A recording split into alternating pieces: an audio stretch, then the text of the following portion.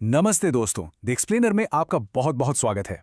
आज हम मोशन को एक सीधी लाइन से आगे एक पूरे नए डायमेंशन में ले जा रहे हैं। जी हाँ, हम उस फिजिक्स को समझेंगे जो सड़क पर चलने से लेकर हवा में बॉल फेंकने तक हर चीज में काम करती है। तो तैयार हैं? चलिए शुरू करते हैं। तो आज का हमारा सफर कुछ ऐसा रहेगा। पहले हम मोशन की एक खास भाषा सीखेंगे, फिर हम दुनिया को एक बिल्कुल नए नजरिए से देखेंगे। उसके बाद हम हवा में फेंकी हुई चीजों के उस परफेक्ट कर्व का राज खोलेंगे, सर्कुलर मोशन की दुनिया में घुसेंगे और हाँ, आखिर में एक मजेदार क्विज से चेक करेंगे कि हमने कितना सीखा। तो चलिए शुरू करते हैं अपने पहले सेक्शन से, द लैंग्वेज ऑफ मोशन। यहाँ हम समझेंगे कि फिजिक्स में सिर्फ कितनी तेजी से जानना काफी क्यों नहीं है, असली कहानी तो किस तरफ यानी डायरेक्शन में छिपी है।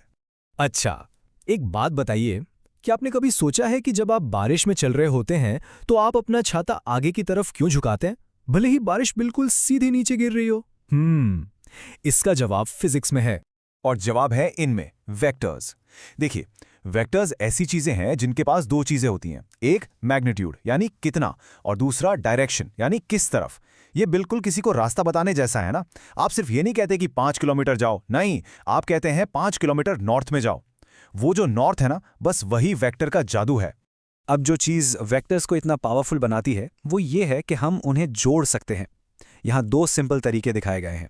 एक है ट्रायंगल लॉ, जिसमें जहां एक वेक्टर खत्म होता है वहीं से दूसरा शुरू कर देते हैं, और दूसरा है पैरेललोग्राम लॉ, जिसमें हम दोनों को एक ही पॉइंट से शुरू करते हैं। मजेदार बात यह है कि दोनों ही हमें आखिर में एक ही रिजल्ट देते हैं। चलिए अब अपने दूसरे सेक्शन की तरफ बढ़ते हैं, अ न्यू पर्सपेक्टिव। अब जब हमारे पास वेक्टर्स का ये पावरफुल टूल आ गया है, तो चलिए इसका इस्तेमाल करके अपने उस छाते वाले पजल को सॉल्व करते हैं। इस डायग्राम को जरा ध्यान से देखिए। जब आप आगे चलते हैं तो आपकी अपनी वेलोसिटी और बारिश की नीचे आने वाली वेलोसिटी जुड़ जाती हैं, और इनके जुड़ने से एक नई डायगोनल रिलेटिव वेलोसिटी बनती है, जो आप इस लंबे एरो से देख सकते हैं। बस इसीलिए आपको लगता है कि बारिश सामने से आ रही है और आपको छाता झुकाना पड़ता है। सिंपल। और ये रहा उस पजल का मैथमेटिकल सॉल्यूशन। ये फॉर्मूला कहता है कि बारिश की वेलोसिटी आपके रिस्पेक्ट में यानी VRM बराबर है बारिश की एक्चुअल वेलोसिटी VR माइनस आपकी वेलोसिटी VM के।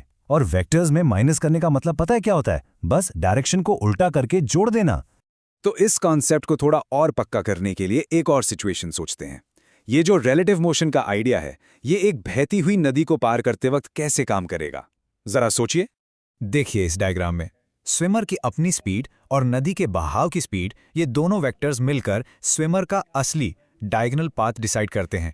इसका मतलब अगर स्विमर को बिल्कुल सीधे सामने वाले किनारे पर पहुंचना है तो उसे नदी के बहाव के थोड़ा ऑपोजिट यानी एक एंगल पर तैरना शुरू करना होगा। सब वेक्टर्स का खेल है।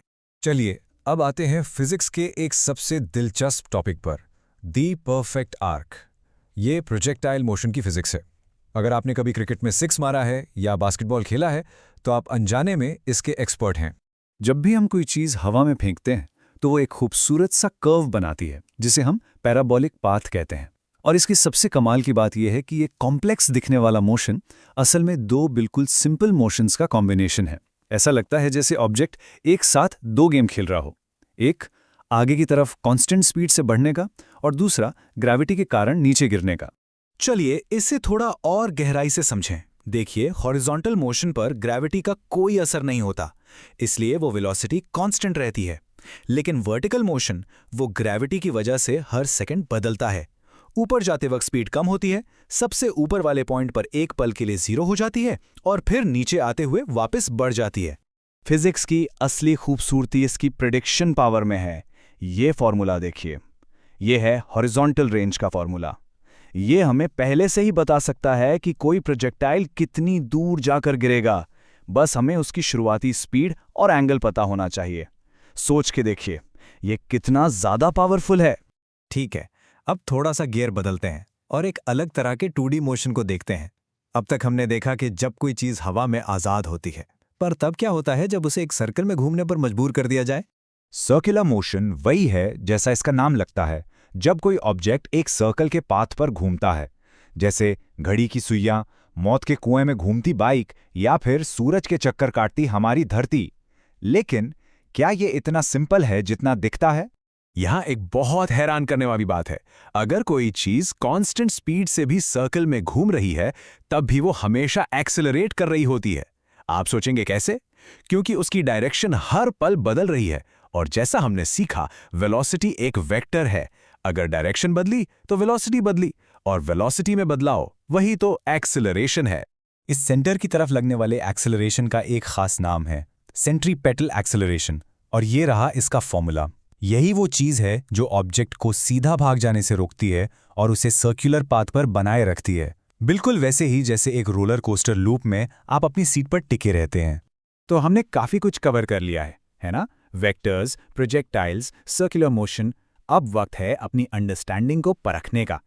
तो हमारे आखिरी सेक्शन में आपका स्वागत है, टेस्ट योर नॉलेज। तैयार हो जाइए। पहला सवाल, किस प्रोजेक्शन एंगल पर एक प्रोजेक्टाइल की हॉरिजॉन्टल रेंज यानी वो सबसे ज्यादा दूर जाकर गिरती है? सोचिएगा जरा इसके बारे में। और जवाब है 45 डिग्रीज। अगर आपको रेंज का फॉर्मूला याद है तो उसमें sin 2 थीटा की मैक्सिमम वैल्यू 1 होती है, और ये तभी होता है जब एंगल 45 डिग्री हो। तो अगली बार जब कुछ सबसे दूर फेंकना हो तो 45 डिग्री एंगल याद रखिएगा। चलिए दूसरा सवाल, और ये हमारे एक्सप्लेनर की शुरुआत से ही जुड़ा हुआ है। जब एक आदमी बारिश में चलता है तो बारिश उसे कैसे गिरती हुई दिखती है? सीधी, एक एंगल पर, या हॉरिजॉन्टल? बिल्कुल सही जवाब है बी, एट एन एंगल। और ये रिलेटिव वेलोसिटी के प्रिंसिपल के वजह से होता है। आदमी की आगे की मोशन और बारिश के नीचे की मोशन मिलके एक डायगोनल रिलेटिव वेलोसिटी बनाती हैं। अगर आपका जवाब सही था तो इसका मतलब आप इस कॉन्सेप्ट को मास्टर कर चुके हैं। और अब एक आखिरी सवाल सिर्फ आपके लिए। आप अपनी रोजमर्रा की जिंदगी में प्रोजेक्टाइल मोशन का सबसे अजीब या सरप्राइजिंग एग्जाम्पल क्या सोच सकते हैं? फिजिक्स हर जगह है दोस्तों, बस हमें उसे देखना सीखना है। तो देखते रहिए, सवाल करते रहिए और अपने आसपास की इस कमाल की दुनिया को एक्सप्लोर करते रहिए। मिलते हैं अगले एक्सप्लेनर में।